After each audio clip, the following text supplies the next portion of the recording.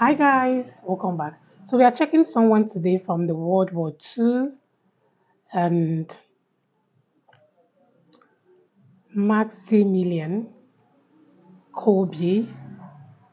Please tell me more about him, but I know he's from the World War II. He's an hero. So let's get right into it. When was the last time you chose to truly help someone? Did something for a friend or someone you love, or even a total stranger? What this man would do for a stranger one day would shock the world and amaze millions. As a child, he had a vision. The Virgin Mary came to him. That night, I asked the Mother of God what was to become of me. She came to me holding two crowns, one white, the other red. She asked me if I was willing to choose either of these crowns. The white one meant that I should persevere in purity, and the red, that I should become a martyr. He said that he would choose them both. He dedicated his life to God and the Virgin Mary, travelling the world before setting up a monastery and a printing press, sending millions of newspapers weekly. Maximilian In 1939, his home country of Poland was invaded by the Germans. He could have lived a quiet life, given up his publishing and keeping under the radar. He chose not to. When the Gestapo came for him, he could have escaped. He chose not to. Imprisoned, he was beaten and tortured for his faith. He could have renounced it. He chose not to. Sent to Auschwitz, he became prisoner number 16670. He didn't stop helping others, handing out his pitiful rations and drinks, praying for the dying and comforting those in need.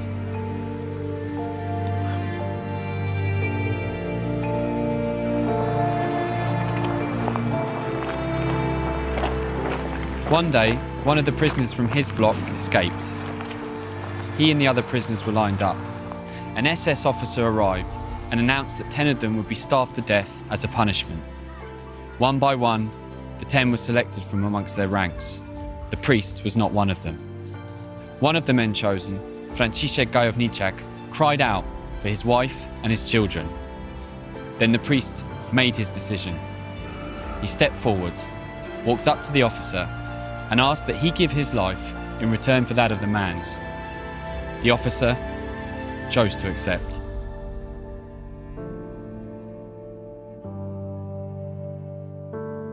The 10 prisoners were led to their cell, stripped naked, with no food or water, to die a lonely, horrible death. He led the agonized prisoners in prayer and meditation.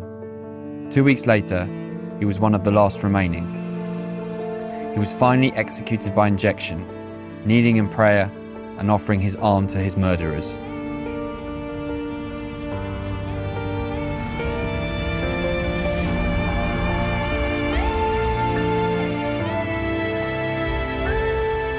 His name was Maximilian Kolbe. To honour the strength of his faith and his courage, please share this film. In 1981, Pope John Paul II made Kolbe the Saint of Auschwitz.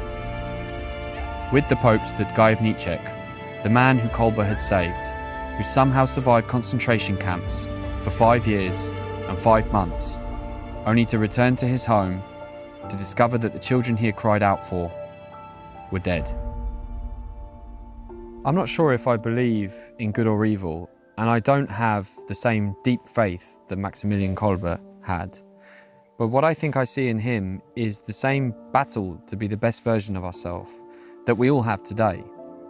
The truth is, I haven't always made the right decisions in my life. But when I think about what Maximilian Kolbe's death could mean for me, it's an example of how we can live. Because there's never a moment in our lives where we can't stop and help somebody else, somebody we know, somebody we love, or somebody we've even never met before. That's the example I take from the life and death of this extraordinary man.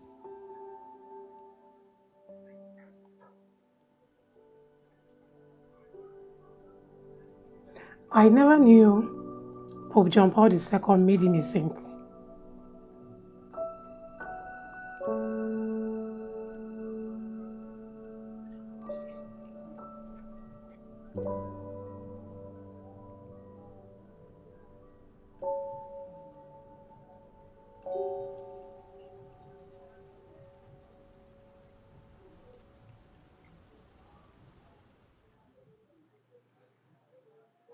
Guys, this is actually the purest form of bravery. I never knew Pope John Paul II named him a saint. Wow. And it's actually a true honor to be named after him.